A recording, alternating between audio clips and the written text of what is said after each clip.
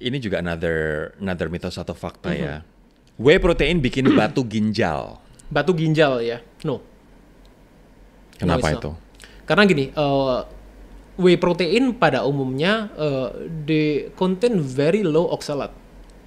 Ya, sedangkan orang punya batu ginjal itu komposisi batu yang paling besar adalah kalsium oksalat. Itu yang pertama. Yang kedua batu asam urat. Yang ketiga adalah kalsium fosfat.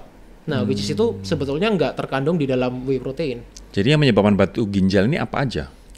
Hipersaturasi urin. Kalau kita mau bicara mengenai underlying Berarti cause-nya ya. kurang minum. Salah satunya. Kurang minum air putih. Ya, kurang minum, terlalu tinggi konsumsi oksalat, ya, terutama untuk orang-orang yang stone former.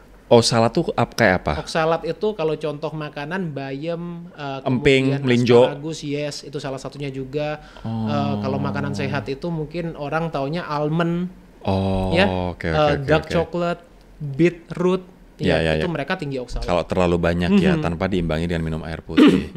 I see, berarti aman lah whey protein ya. Asalkan konsumsi air putihnya juga tetap dijaga kan dok? Yes, betul. Biji cabai dan jambu bikin usus buntu. Of course not. Of course. Kenapa tuh? Kan bisa aja mereka nyasar ke usus buntu dok. Sekalian aja makan biji salak. Oke. Nah jadi appendicitis atau usus buntu itu kan sebetulnya penyebabnya banyak. Salah satu yang paling utama itu penebalan jaringan limfoid. Nah itu bisa terjadi ketika kita ada infeksi virus atau bakteri. Nah biasanya itu terjadi pada waktu anak-anak usia masih kecil gitu. Kemudian mereka juga terbentuk yang namanya fekalit. Jadi itu keras-keras ya, tinjanya itu keras-keras, modelnya kayak batu-batu. Nah itu dia bisa berpotensi untuk masuk ke tempatnya sana. Oh, tapi penyebabnya apa itu? Pola makan, gaya makan atau? Tentulah ya, pola hidup udah pasti besar penyebabnya. Cuma yang tadi yang kedua, imunitasnya kurang baik. Makanya terjadi penebalan jaringan limfoid itu kan berhubungan sama kita punya respon imun kan. Yang namanya infeksi bakteri, infeksi virus itu selalu berhubungan sama kita punya imunitas. Jadi jangan khawatir untuk misalnya kita nelan biji cabai atau biji jambu, satu nggak akan bikin usus buntu, yang kedua nggak akan tumbuh dan keluar dari kuping, ya kan? Selanjutnya, MSG bikin otak jadi bodoh. Kalau MSG itself no. Ya. Cuma saya juga tidak mendukung pemakaian MSG. Kenapa? Ya, tapi kalau kita bicara apakah MSG yang bikin bodoh itu kalau nggak dengerin kontennya Kak Rory. Nah, ini. Oh itu setuju? Iya kan, betul kan? Nah, jadi bodoh itu kan suatu term yang terjadi karena banyak faktor. Gitu. Jadi bukan karena MSG itself. Ya, cuma banyak faktor. MSG itself itu sifatnya dia adalah neurotoxicity. Apa itu maksudnya? Dia secara indirect akan menyebabkan kita punya neuron itu kan ini ya ada dimanapun di tubuh kita, salah satu yang paling banyak kan di otak. Gitu. Itu akan menyebabkan gangguan.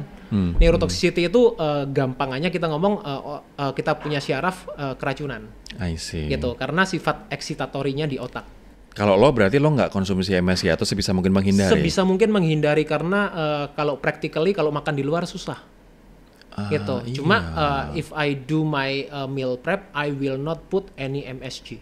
I see. Tapi makanan kan secara alami juga ada yang mengandung MSG dok, kayak jamur. Gini, yang sering jadi orang salah kaprah itu adalah glutamic acid, asam glutamat. Nah, bedanya apa? Jamur ada glutamatnya. Kita makan daging ada glutamatnya. Itu kan yang sering kali dijadikan reason.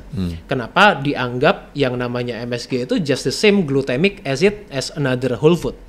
Nah, which is gini, yang membedakan di mana? Yang membedakan adalah free glutamate-nya. Asam glutamat bebas yang terkandung di dalamnya.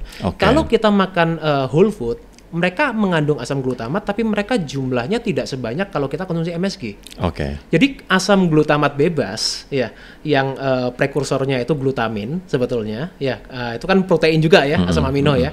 Nah itu dia tidak berikatan secara bebas itu dalam jumlah yang banyak.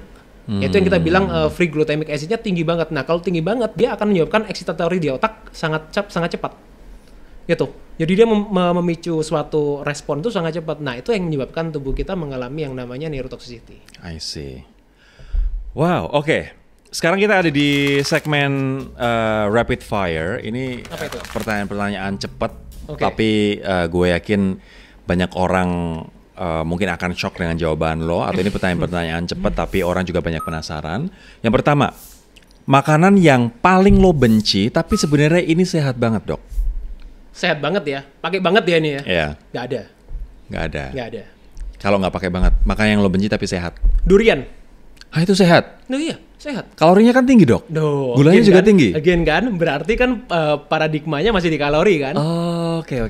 Iya, banyak orang itu gini, makanan yang saya sangat tidak suka, ya bahkan saya lewat aja kalau di supermarket saya cari lain tuh kalau ada durian karena saya nggak tahan baunya. Tapi itu sehat. Tapi itu sehat. Nggak ada buah nggak sehat itu. Tapi mungkin dengan syarat ya itu tidak berlebihan atau Pasti gimana? ya, which is you have to Moderation. know your kuota berapa. Kalau kita makan duriannya 1 biji langsung ya pasti nggak sehat dong. Kenapa durian sehat? Dia punya kandungan vitamin C, punya kandungan polifenol, punya kandungan flavonoid.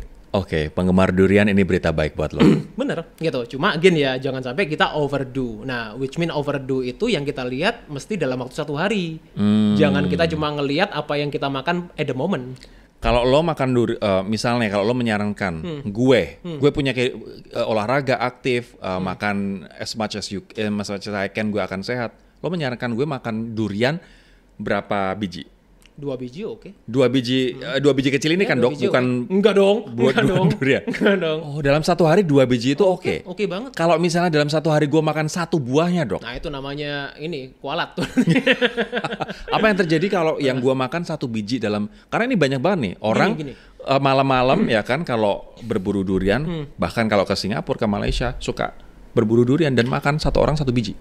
Gini, pertama ini tidak hanya berlaku untuk durian ya, Karori ya. Maksudnya kita mau makan semangka 1 biji pun itu juga nggak baik. I see. Karena gini, buah itu kan kandungan gula yang paling dominan adalah fruktos. Nah, fruktos itu bebannya langsung ke liver kita. Oh. Nah, makanya banyak orang sekarang nggak konsumsi alkohol tapi mereka develop fatty liver. Karena fruktos itu. Yes. Jadi itu yang kita bilang namanya non-alcoholic fatty liver disease. Oke. Dan fruktos ini gula kan sebenarnya? Fruktos itu simple sugar. Simple sugar. Just like glucose, but in a different form. Oke. Jadi intinya boleh makan durian tapi 2 biji kecil itu aja ya? Ya, dalam untuk in 1 general hari. ya. In general. Ya. Oke. Oke.